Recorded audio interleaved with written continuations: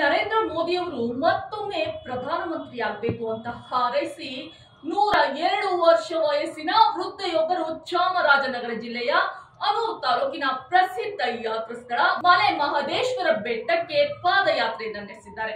ತಾಳ ಬೆಟ್ಟದಿಂದ ಮಹದೇಶ್ವರ ಬೆಟ್ಟದವರೆಗೂ ಕೂಡ 102 ವರ್ಷದ ವೃದ್ಧೆ ಮಾದಪ್ಪನ ದರ್ಶನಕ್ಕೆ 18 ಕಿಲೋಮೀಟರ್ ಕಾಲ್ನಡಿಗೆ ಮೂಲಕ ಕ್ರಮಿಸಿದ್ದಾರೆ. ಹೀಗೆ ಮೋದಿಗಾಗಿ ಶತಾಯುಷಿ ಅಜ್ಜಿ ಪಾದಯಾತ್ರೆಯನ್ನ ನಡೆಸಿದ್ದಾರೆ.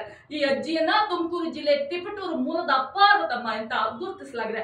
ದೇಶಕ್ಕೆ ಒಳ್ಳೇದಾಗಬೇಕು, ರೈತರಿಗೆ ಒಳ್ಳೇದಾಗಬೇಕು, ಮಳೆ ಬೆಳೆ ಚೆನ್ನಾಗಿ ಆಗ್ಬೇಕು, ಹಾಗೆ ಆದ್ರೆ ಅಲ್ಲವೇ ರೈತರಿಗೆ ಒಳಿತಾಗುವುದು. ಅದೇ ರೀತಿ ಕಾಡು ಪ್ರಾಣಿಗಳಿಗೂ ಕೂಡ ಒಳ್ಳೆಯದಾಗಬೇಕು, ಅವುಗಳಿಗೆ ಕುಡಿಯಲು ನೀರು ಪೂರೈಕೆಯಾಗಬೇಕು. ಈ ಎಲ್ಲ ಬೇಡಿಕೆಗಳನ್ನ ದೇವರ ಮುಂದಿಟ್ಟುಕೊಂಡು ಮಲೆ ಮಹದೇಶ್ವರನ ದರ್ಶನಕ್ಕೆ ಬಂದಿದ್ದೇನೆ ಅಂತ ಅಜ್ಜಿ ಪಾರ್ವತಮ್ಮ ಹೇಳಿದ್ದಾರೆ.